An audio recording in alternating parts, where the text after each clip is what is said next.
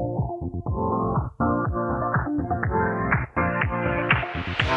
your life within the moment, and don't go wait until the morning. Morning viewers, welcome to episode 6 of our tour of Portugal. Apologies for the video, but I left the DJI down on the bike at the garage below us, so I'm doing it on the phone, so good luck with that. We shall see. So today we're off to Tivera, and I'll show you that on the map in a sec.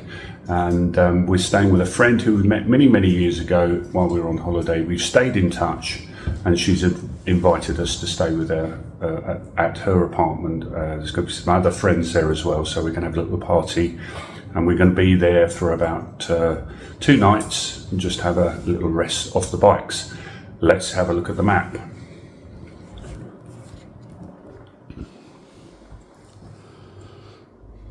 Okay, so we're here in Evora, and we're going to head down, all the way down through the, some nice twisty roads, a long way, just on the edge of the border with Spain, joining this line here, and then down into Tavira by the coast.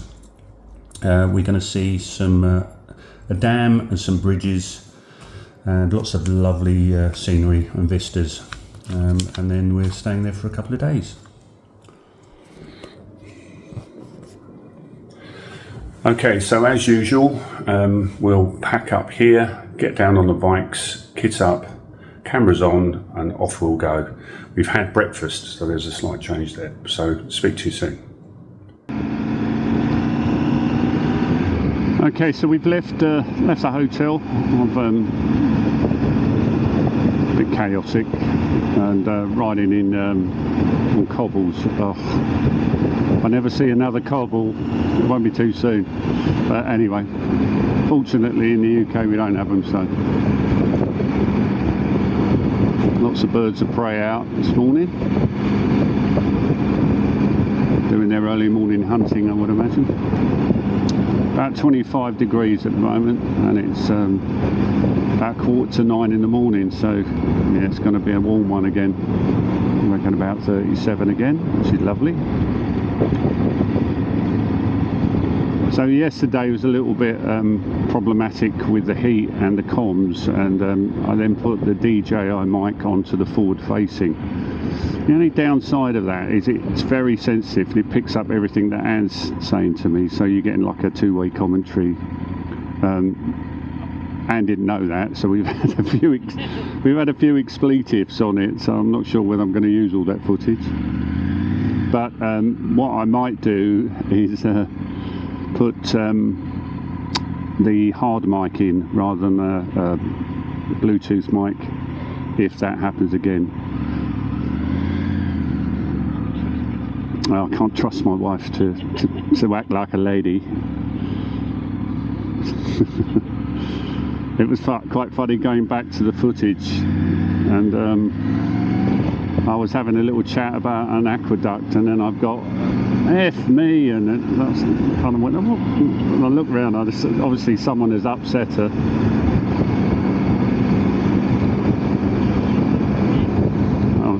And saying what I heard was damn and blast. Well, it didn't sound like that to me, but anyway, I'm sure the viewers have said worse, so, but it was quite funny, and I thought, no, I'd have to put a beep in it, and then I'd leave it out. Still, it's if you've got a plan B, especially with microphones, it's always good, and I've got quite a few on me, so because over the years I've learnt, yeah, don't trust one, have a few in your bag. I think it's Lavalier, most of my mics that are plug-in, and they're really good actually, and very cheap. You know, you can pick them up for 10-15 quid, but so I've got quite a few, and they do work as well. I mean, they are, you know, over the years they've given me good return for the money, so I'm not complaining about it. It's just making sure that once you've set something up, you know, you can never get it back. So once you've done your footage, that's it. As long as if you can go back and, well, I suppose you could ride all the way back again and check it and redo it, but you'd never get anywhere, would you? Yeah, especially when you're on these sort of tours where you're in a different place every day. But hey ho, matter. Thought I'd share that with you anyway.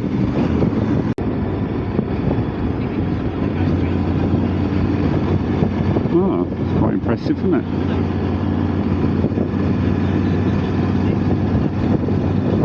Well, according to the sat nav, it's a whole expanse. We'll probably just pull over, can't we?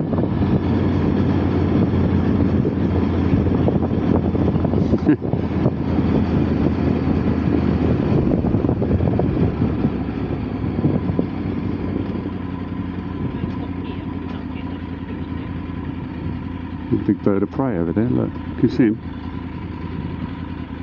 Look, not even. No, he's going away from us.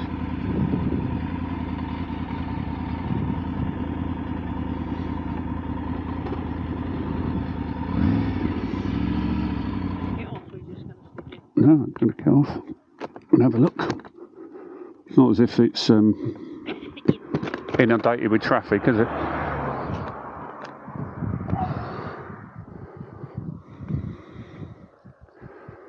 These little birds again, little birdies under the bridge.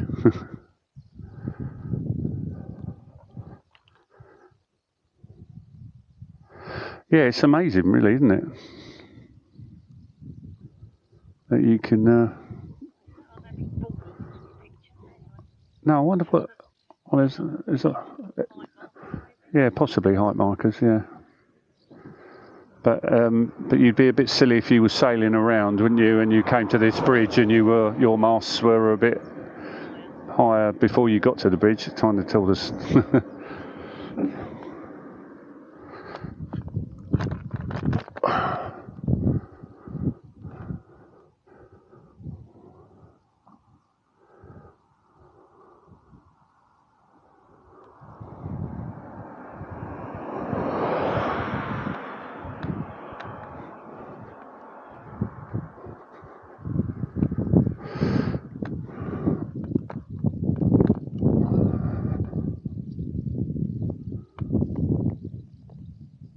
That's amazing, these birds. They must the insects obviously are just underneath.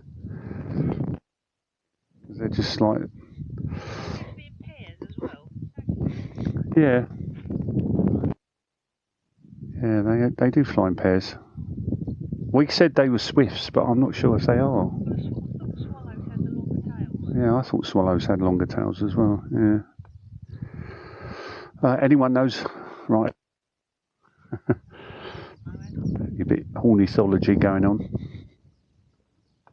Is that bird watching, isn't it? Ornithology? I think it is. Ornithology, is that bird watching? I might be right, I don't know. Well, that's not the attitude, who cares? You know, it's all about education.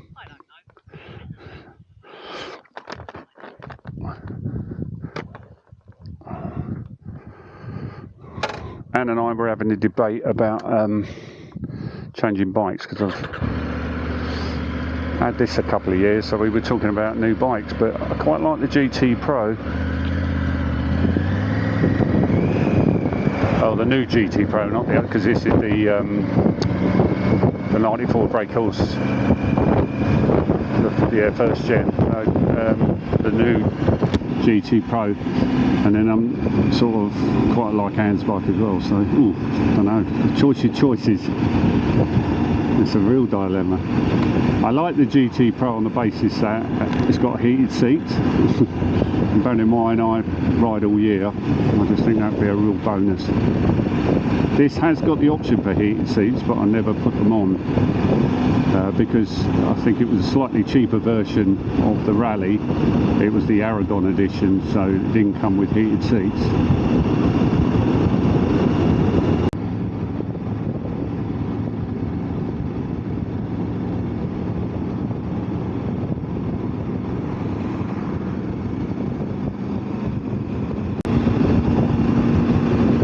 Clearly no no one keeps the speed limit in Portugal. Mind you, in fairness, I haven't seen a police officer since the border. So I... Did you? Oh, right. Oh, that's right. When we bought the sunglasses, one came in to have his glasses cleaned. That's it, yeah, in the shop, which I thought was quite funny. Can have my sunglasses cleaned by the sunglass shop. But yeah, apart from that, I actually haven't seen anyone, so... Mind you, there's no cars, is there? Really, the only time you need one is if you have an accident. We're going that way. Yeah, it's a big expanse of lake, that's for sure.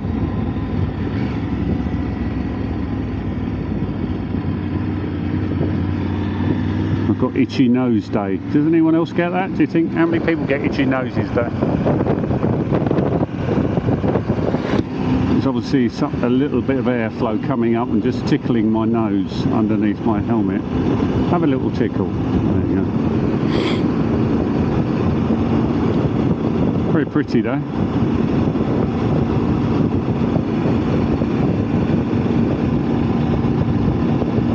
I've got a big expanse of water on the left, and then this goes around to the right. I can't actually see the dam as yet, as such. I'm sure when we get round we'll be able to see it. It's probably, as it goes round, yeah, it's probably, oh there you go, that might be it.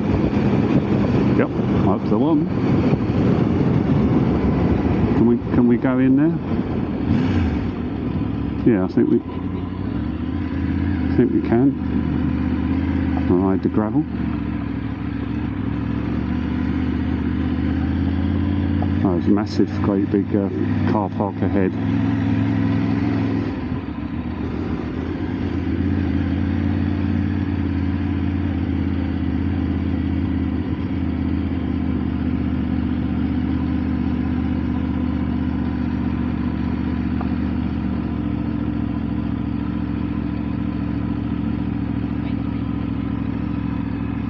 Okay then.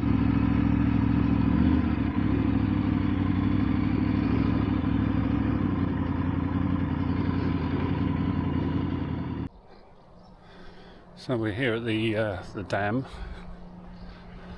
Alqueva I think it's called, and yeah, great viewing platform, which we're going to go and have a look at.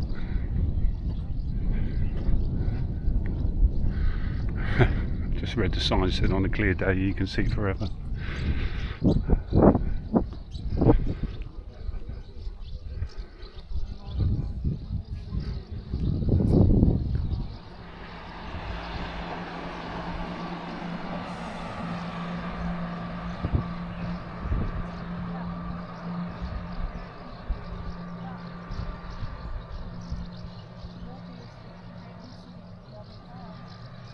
Pretty amazing that.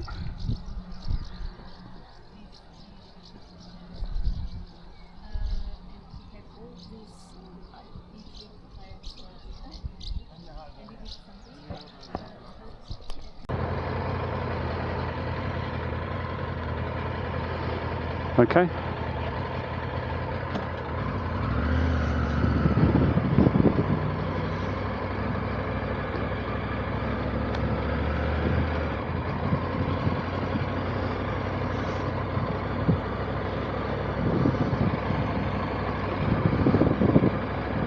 I've been reliably informed that we are actually riding over that dam, so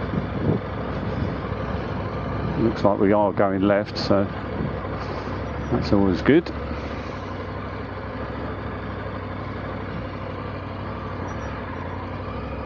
Nothing coming, so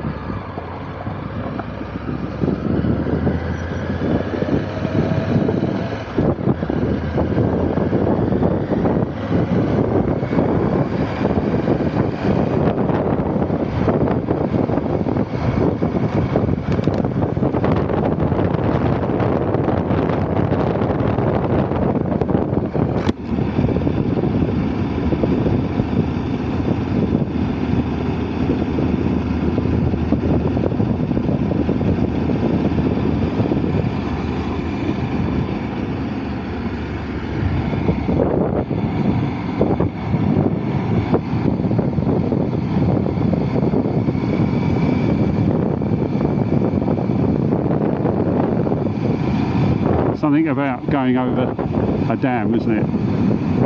It's only a bridge basically, but you know, when you get that drop on the right hand side, you've got that expanse of water on the left. It's just and all that's holding that back is all the mist. Yeah, pretty clever. There you go, that's that sign that I read up there.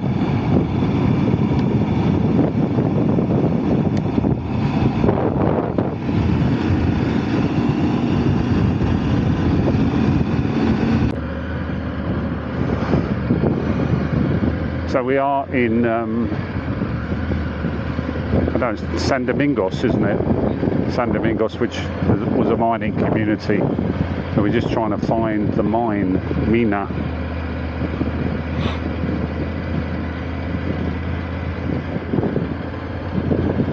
Shall I just follow the sat nav? I don't want to go down that. I don't want to go down that one. So let's keep it on tarmac.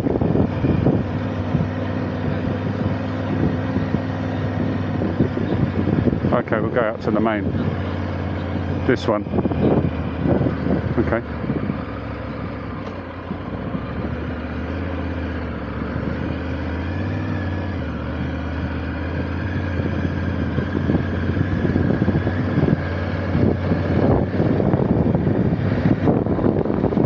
And it says down, yeah, a bit of a wiggle down here.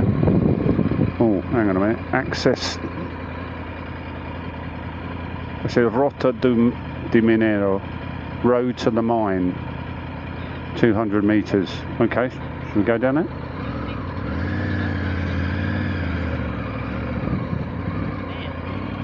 This way. Okay.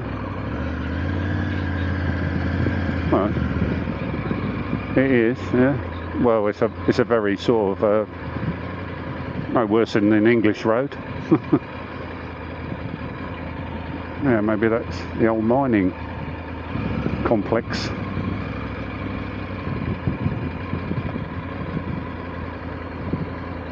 And at the bottom there is a right. Yeah.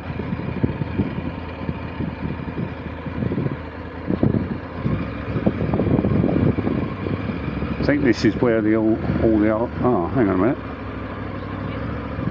We can stop here and we can squeeze. Yeah, it says to go there and around to the right. Yeah, you can squeeze through.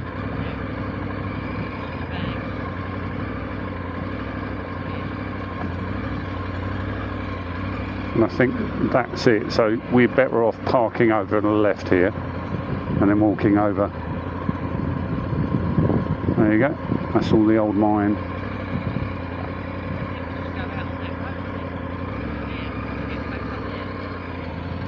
Okay.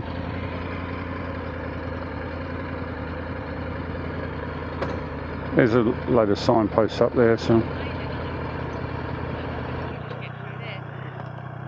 Okay. Here we are at the mining complex, or the old mining complex, and Sao Domingo. I'm just going to walk out and show you what it used to look like, or what it looks like now, but you have to kind of use your imagination as to what it looked like.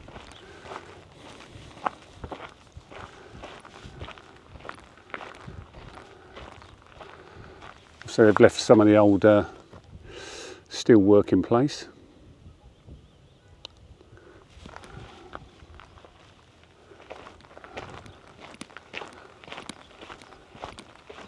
Open cast mine by the looks of it. I would imagine that's quite brutal in this weather as well.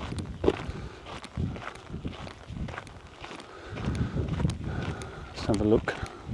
Should be fun getting out of here as well. I've got to do a bit of off-roading to get back on that road, but no problemo. Sorry, that's Spanish, not Portuguese. And I will apologise for my pronunciation to any Portuguese speakers as well. I'll do my best, but it is what and spelling, because someone picked up a spelling of Braganza on a previous video, and I've always spelt it with a Z. I suppose that goes back to my army days, but it is CA at the end of it with an accent. But so that's the English spelling of Braganza, but no offence intended. Okay, let's have a look up there then.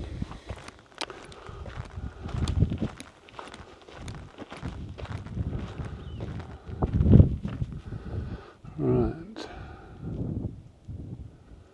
The deposit of Sao Domingos was formed by a single pyrite mass in near vertical position with a 560 metre long, 80 metre wide, with an approximate orientation of east to west. The average contents were 125% copper, 2 to 3% zinc, and 45 to 48% sulphur, besides pyrite, FeS2. Other minerals can be found. I won't carry on reading it, it's quite sun faded.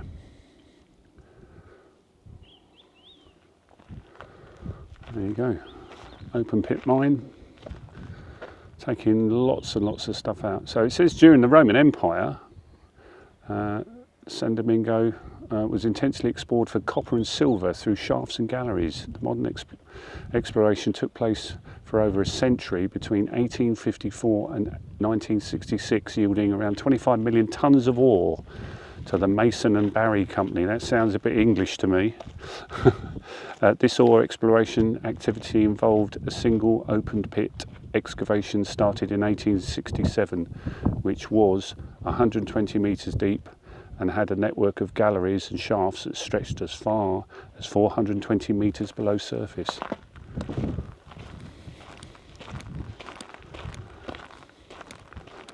Well, you can see the colours, amazing. Sulphur in there, definitely. You can smell it as well. Zinc, copper. Oh, yeah. Hope the camera's picking all this up, because the colours are amazing.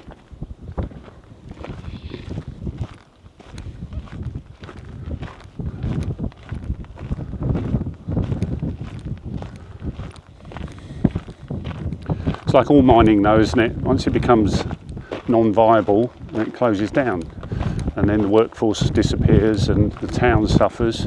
It was probably quite buzzy, quite a big town, lots of miners and their families living here.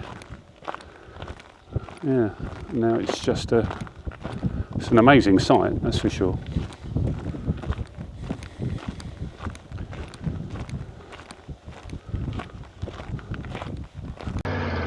Yeah, I'm just going to come around and join you. Oh, that was interesting, wasn't it?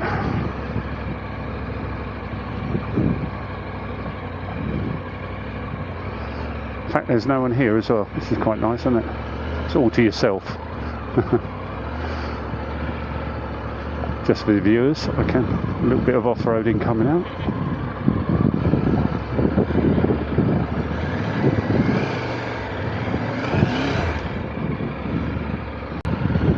I was amazed at all the colours. Did you see all the sulphur? It did say that on that list, you know, pyrite. I would imagine so, yeah. You wouldn't want to swim in that. Not with the amount of sulphur. Yeah. Okay, another photo stop. It's alright, no worries. No rush, are we? Yeah, I was just saying to the viewers, it's the colours. I mean, I did it on the other video. The colours are amazing.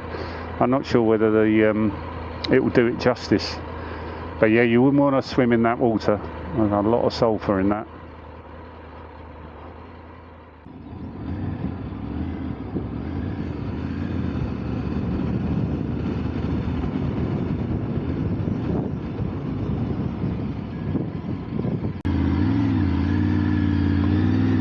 I've just We've got a lot of storks on our left side, a lot of nesting, and they put themselves on the top, and it's amazing all along here. And there's a little one with its young, but they're amazing when you see them in flight, absolutely stunning, and they're so big as well. Now I don't know, are they like albatrosses, storks? Do they mate for life? I'll do some research on that. Look, whole family on that one. Oh, baby in that one. I don't know, he's picked up a bit of plastic through the wind.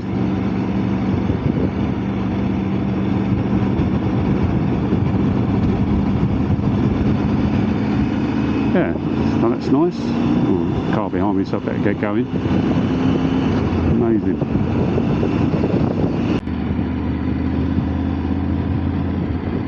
This looks like the Murtola Bridge.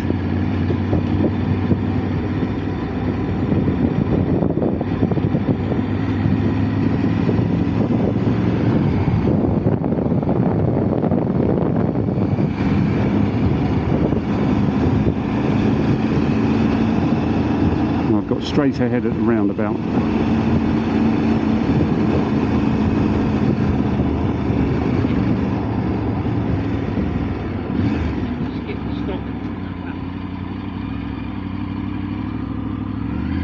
Nice, isn't it? It's obviously the wildlife that's around here. Yeah, it's quite this one.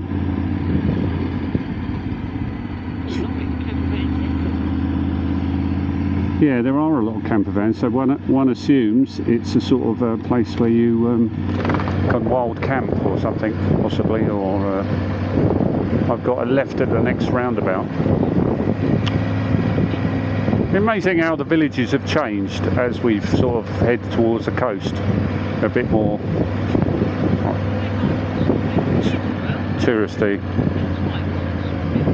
Okay, our little Swiss friend on his trike.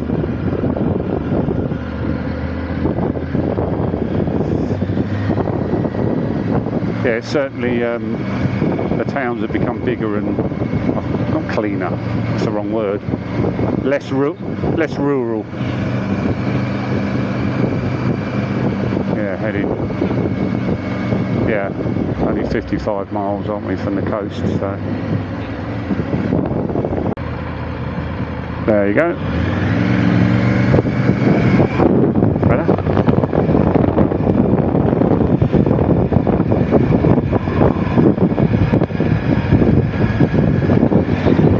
Nice bridge, very pretty.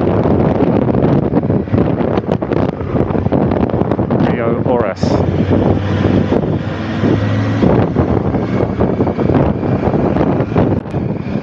So we're currently about just over 20 miles to go to Tavira. I'm not going to video as we arrive at our destination because it's a private dwelling, and obviously I don't want to offend our friend or anything like that, but this particular road I thought I'd show you is the hang on, let's have a look at the EN397. So if you are heading for Tivera, this will take you through the mountains, and as you can see, it's a great run down.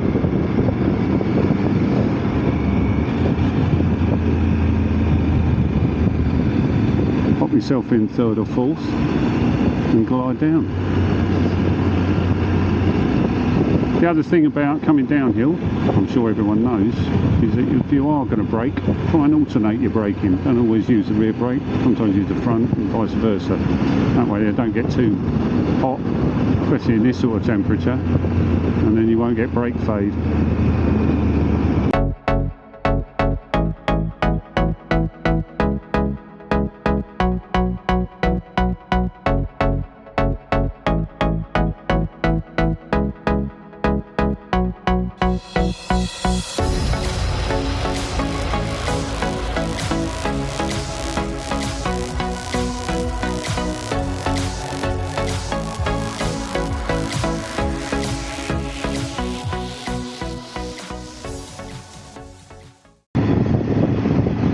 Okay, so we're just coming into Tavira with only about 2 miles to go, so it's probably a good time to end this episode.